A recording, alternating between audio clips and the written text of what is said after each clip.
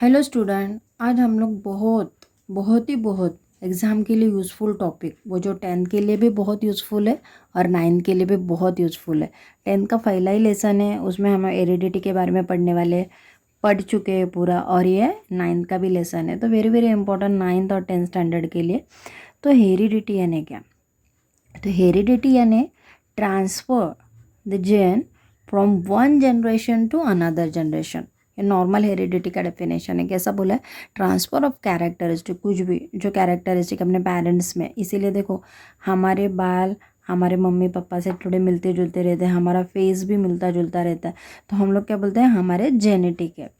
तो जेनेटिक सब हमारे जो मम्मी पापा से मिले हुए गुण हैं तो हम लोग में आते हैं। तो अबाउट 50 to 60% हम लोग मम्मी पापा के लेते हैं और बाकी 40% हमारे रहते हैं। तो इसे क्या कहते हैं? Heredity. Transfer of characteristic from parent of offspring is called heredity. It is due to the heredity, and puppies are similar dogs, squibs are similar to the pigeons, and infants are similar to the human. ये बोला है कि जैसे हमारा बच्चा, human being का बच्चा human के जैसा ही लगेगा, डॉग का बच्चा डॉग के जैसा ही लगेगा, यानी पपीज़। और अगर हम लोग बोलते हैं गाय का बछड़ा गाय के बच्चे गाय के जैसे ही दिखेगा ना। तो similar why because of this, क्योंकि हमारे जो हेरिटेंस है one generation to transfer another generation होते, इसीलिए हम लोग उसे क्या बोलते हैं? हेरिडिटी। तो one generation to another generation में हमारे जो जीन ट्रांसफ़र होते हैं उसे हम लोग हेरिडिटी कहते हैं। ये 1 मार्क्स के लिए डेफिनेशन पूछते हैं, 9 के लिए भी 10 के लिए भी। तो both are important, both the year important this topic. तो अभी हम लोग पढ़ेंगे ये क्या? ये क्रोमोसोम है। दिखने में देखो कैसा ऐसा लग रहा है, मगर ये क्रोमोसोम है। इसके पेयर्स कितने रहते हैं क्रोमोसोम के? हमारे पेयर्स रहते हैं 23, और ये सिंगल क्रोमोसोम क्या कितना रहता है? 46। तो हम लोग इसके बारे में पढ़ने वाले। मगर ये किस में क्रोमोसोम रहता है? हमारे डीएनए में। हर एक डीएनए मॉलिक्यूल में हम लोग को क्रोमोसोम दिखाई देगा, तो हम इसके बारे में पढ़ने वाले हैं। तो पहला हम लोग DNA. Through there are a mainly similarity between parent and their offspring, there are some difference to this similarities difference are all the effect of heredity. Let us study the mechanism of heredity. Information is necessary from protein synthesis called store in DNA. तो हमारे DNA में क्या है? Protein synthesis. हमारे DNA किससे बना हुआ है? पूरा प्रोटीन से बना हुआ है। The segment of a DNA which contain all the information for synthesis of particular protein is called a gene. तो वो जो डीएनए में पर्टिकुलर जीन है जो जो प्रोटीन से बना हुआ है उसे हम लोग क्या कहते हैं? डीएनए. तो this protein with the characteristic of the organism. तो इसके वजह से देखो, हमारे मम्मी पापा की हाइट जितनी है, हम लोग भी हाइटेड मम्मी पापा रहेंगे तो हम लोग भी उतने हाइटेड हो जाते हैं. तो हमारे पापा की स्किन अगर क्लियर है, फेयर है, तो हम लोग भी फेयर होते हैं. डार्क रहेगी तो डार्क के तरफ जाते हैं. तो क्योंकि क्या होता है, ये हमारे जो मम्मी पापा से हमें मिले हुए ये जीन है. The quality of the growth of the hormones produced of a plant depend upon the efficiency of the concerned enzyme. Efficient enzyme produce a greater quantity of the hormones, due to which height of the plant increase. However, if the enzyme are less efficient and smaller quantity of hormones produce, leading to the stunning of the plant. हम लोग देखते हैं हमारे में है क्या? Plant also living thing. तो plant में भी सिमिलर हमारे जैसे ही है जीन. जो भी मैंगो ट्रीज है तो मैंगो ही देने वाला है, बनियान ट्री है तो बनियान का ही झाड़ दूसरा होएगा, और अगर हम लोग एप्पल का बोल रहे हैं तो एप्पल ही प्रोड्यूस हो जाएगा. तो ऐसा नहीं है ना, मैंगो ट्री है तो एप्पल प्रोड्यूस हो गया, एप्पल है तो मैंगो प्रोड्यूस हो गया, नहीं ना. इसीलिए ये है, यानी one generation gene transfer to another generation. तो ये डीएनए में क्या रहता है? क्रोमोसोम रहता है. क्रोमोसोम, इसे क्रोमोसोम कहते हैं. जैसे हाथ दिख रहे हैं ना, हाथ के जैसे बी शेप में दिख रहे हुए ये साइड, और ये इसको हम लोग सिस्टर क्रोमेटिक बोलते हैं, क्योंकि ये कैसे सीरीज़ रहती है? होमोलोगस सीरीज़ रहती है. ये होमोलोगस यानी similar, just like a similar, इसे हम लोग क्रोमोसोम कहते हैं. तो क्रोमोसोम को हम लोग ने कितना बोला है? 23 पेयर्स और 46 individual. The structure of the nucleus itself is a carries the heredity characteristic is called a chromosome. Is a made of mainly of a nucleic acid and protein. हमारा ये क्रोमोसोम किससे बना हुआ रहता है? न्यूक्लिक एसिड एंड प्रोटीन से बना हुआ रहता है. During cell division chromosome can be clearly seen under the compound microscope. इसे जीन कहते हैं. Which contain of the information about the heredity characteristics coded from are located of the chromosome. Each species of a specific number of a chromosome. Each chromosome made DNA, okay, and appear as a dumbbell shape and meet during a cell division. There is a constricted region of each chromosome is called a primary constriction, या इसे क्या कहते हैं हम लोग, centromere.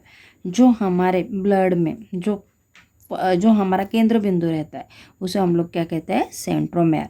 This divided the chromosome in 2 parts. Each part is called as arm. तो वो क्या करता है, डिवाइड 2 पार्ट्स में. ये उसके क्या हो गए, आर्म से. ये 4 आर्म हो गए उसके. अभी 4 आर्म के नाम हम लोग आगे देखने वाले ही है. The centromere has a specific position is each chromosome. Depending upon this, there are 4 types of chromosome. तो कौन से 4 types of chromosome है अभी हम लोग देख रहे हैं. तो कौन से है, तो एक है हमारा मेट्रोसेंट्रिक, यानी the centromere is exactly of the midpoint is a chromosome and therefore the chromosome looks like the English letter V. तो ये हमारा क्रोमोसोम कैसे दिख रहा है, वी के शेप में दिख रहा है. देखो दिख रहा है ना हमारा वी के शेप. इसे बोलते हैं हम लोग मेटासेंट्रिक. अब ये सेंटर में है, ये 2 आर्म है, ये ऐसे शेप में दिख रहे हैं, तो इसे क्या कहेंगे हम लोग, metacentric. The arm of this chromosome are equal length भी उनकी कैसी रहती, इक्वल रहती, इसीलिए हम लोग इसको क्या कहते हैं, मेटासेंट्रिक. फिर दूसरा है सब मेटासेंट्रिक, यानी ये एल शेप में. देखो एल शेप में, तो इधर का ये जो हैंड है थोड़ा छोटा है और ये बड़ा है. The centromere is a somewhere near the mid point of this chromosome which therefore looks like a English letter. L के जैसा दिख रहा है हमारा. The one arm is a slightly shorter than another arm. तो एक बड़ा है और एक छोटा है, तो इसे हम लोग सब मेटासेंट्रिक कहेंगे. मेटासेंट्रिक में दोनों आर्म इक्वल रहता है, सब मेटा में एक हैंड कम रहता है और दूसरा ज़्यादा रहता है. उसके बाद एस्ट्रोसेंट्रिक. एक्रोसेंट्रिक यानी क्या, the centromere is a near one end of this chromosome which therefore looks like a English letter J. One arm is a much smaller than another. एक आर्म रहता है इसमें बहुत ही छोटा रहता है और एक आर्म बहुत ही थोड़ा बड़ा, तो जस्ट लुक लाइक ए जे के शेप में दिखता है हम लोग को. तो इसे क्या कहते हैं हम लोग, एक्रोसेंट्रिक. लास्ट वन है टेलोसेंट्रिक. टेलोसेंट्रिक यानी क्या, the centromere is right at the end of the chromosome making the chromosome look like the English letter I. This chromosome constitute of only one arm. हम दिखते समय हम लोग कैसे दिखता है, ये 1 आर्म के जैसे दिखता है, मगर यहाँ पीछे भी दूसरा है, तो वो जस्ट लाइक हमें 1 आर्म के जैसे ही दिख रहा है. हमारा पिछली साइड भी है, इसे टेलोसेंट्रिक बोलते हैं. ये हमें किस शेप में दिख रहा है, आई शेप में दिख रहा है. Generally is a somatic cell chromosome. हमारे जो हम लोग 10वीं में भी पढ़ेंगे कि हमारा मियोसिस एंड मिटोसिस में हम लोग देखने वाले हैं.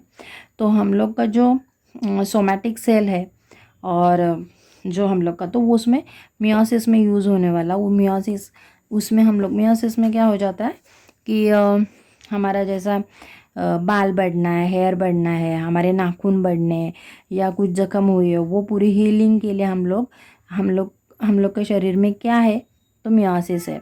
तो उससे हमारा क्या होता है, पूरा शरीर हील अप होता है. तो वो किस थ्रू होता है, हमारे सोमैटिक सेल्स थ्रू होता है. तो सोमैटिक सेल्स क्रोमोसोम से कहते हैं. Are is a pair. If the pair consist of a similar chromosome by shape and organisation they are called as a homologous chromosome. Homologous chromosome यानी एक जैसा, जैसे सिमिलर दिख रहे, जैसे जोड़ी दिख रही है हमें, उसे क्या कहते हैं हम लोग, homologous chromosome. And if there are not similar they are called a heterogenous chromosome. अगर सिमिलर नहीं है तो उसे क्या कहेंगे हम लोग, heterogenous chromosome. In case of organism and reproduce sexually, one of the chromosome pair is different from all the other chromosome of the different pair is called as sex chromosomes or allosomes and other chromosome are called autosome. अगर chromosome हमारे पूरे homologous है, similar है, तो उसे हम homologous chromosome कहेंगे. अगर उसमें थोड़ा डिफरेंस आ रहा है तो उसे हेट्रोजेनस क्रोमोसोम कहेंगे. मगर बहुत ही ज़्यादा उसमें डिफरेंस आ रहा है, रिप्रोड्यूस हो रहा है sexually, one of the chromosome pair is a different from other दिखाई दे रहा है हमें, तो chromosome from this different pair is called, क्या बोलेंगे हम लोग, सेक्स क्रोमोसोम बोलेंगे. और क्या बोलेंगे, उसका दूसरा नाम है ऑलसम्स या ऑटोसोम. हमारा जो बहुत इम्पोर्टेंट पार्ट है ये जो है वो डीएनए. जो हमारे 10th स्टैंडर्ड के लिए भी बहुत इंपॉर्टेंट है। 3 मार्क्स के लिए पूछे जाता है क्वेश्चन, और 9 के लिए भी 3-4 मार्क के लिए पूछा जाता है। तो डीएनए का पहला first of all full form क्या है। कभी कभी कोरिलेशन के लिए भी आता है कि डीएनए का फुल फॉर्म और आरएनए का फुल फॉर्म। तो डीएनए का फुल फॉर्म क्या है, डीऑक्सी राइबो न्यूक्लिक एसिड यानी डीएनए। तो chromosome are mainly made of DNA. Chromosome किससे बना हुआ रहता है, ज़्यादा करके डीएनए से। और पूरा DNA are mainly made of किससे बना रहता है, क्रोमोसोम से। तो डीएनए में हम लोग को क्या दिखाई देगा हम लोग को, chromosome. The acid was discovered by the ये किसने बनाया, तो हमारे जो बाबा ग्रेट साइंटिस्ट फ्रेडरिक माइकलर 1869 में उन्होंने बना, कि उन्होंने सोचा कि ये कैसे हो सकता है कि गाय का बच्चा गाय के जैसे ही दिखेगा, ह्यूमन बींग का बच्चा ह्यूमन बींग के किस वजह से दिख सकता है, क्या है। तो उन्होंने जो उसका रिसर्च किया तब पता उनको चला कि ये सब थ्रू डीएनए थ्रू होता है। तो स्टडिंग वाइट ब्लड सेल, उन्होंने स्टडी किया वाइट ब्लड सेल का। Initially this acid was a report to only the nuclear of cell. उन्होंने एक एसिड थ्रू देखा कि न्यूक्लियस को पूरा रिसर्च किया, कि तब मालूम पड़ा कि हमारा जीन क्या है, one generation to another generation कैसे ट्रांसफ़र हो जाता है, उसमें डीएनए में क्रोमोसोम कैसे है, ये सब हमें मालूम पड़ गया। Hence it was name of nucleic acid, इसीलिए उसका नाम दिया उन्होंने nucleic acid. However it was a later realise that is present other parts of the cells too. Molecule of the DNA are present in all organism from virus and bacteria to human being. These molecules control functioning growth of division of the cell and therefore is called as a master molecule. DNA में present सब all organism के, viruses है, bacteria, human being, जो कुछ है। हमारा ऐसा नहीं है ना कि मम्मी पापा से सिर्फ हमें अच्छे अच्छे ही बातें मिलती है, जैसा बाल हो गया, नाखून हो गया, फेस हो गया, ऐसा नहीं है। ऑफस्प्रिंग से हमें, पेरेंट्स से ऑफस्प्रिंग तक हमें क्या भी मिलता है, बीमारियाँ भी मिलते हैं। जैसे मम्मी पापा को अगर डायबिटीज़ है तो बच्चों को भी होने के बहुत बहुत चांसेस है और हो भी जाता है। तो ऐसा नहीं है। तो हम लोग सिर्फ पेरेंटल से हमारे सिर्फ सिमिलरिटीज़ नहीं लाते, एडवांटेज ही नहीं लाते। तो सपोज मम्मी पापा इंटेलिजेंट है तो बच्चा भी इंटेलिजेंट हो रहा है, मगर मम्मी पापा को भी कौन सा डिसीज है तो बच्चों को होने की ज़्यादा से ज़्यादा चांसेस होती है। The structure of a DNA molecule is a some of all organism. In 1953 Watson and Crick produced model of a DNA molecule. As per the model, two parallel threads of the nucleotides are called around each other. जैसे लिखते हैं 2 धागे tight बांधे हुए हैं जैसे chromosome के। This arrangement is called A double helix. तो 2 धागे ऐसे दिख रहे हैं तो 2 धागे से उसके क्या कहते हैं हम लोग, double helix. This structure can be compare is the coil and flexible ladder. और ये जस्ट लाइक दिखता कैसे, हमारे सीढ़ी के जैसा दिखता है, और फ्लेक्सिबल सीढ़ी दिखती है हमारी, जैसे इसीलिए उन्होंने क्या है, फ्लेक्सिबल लैडर।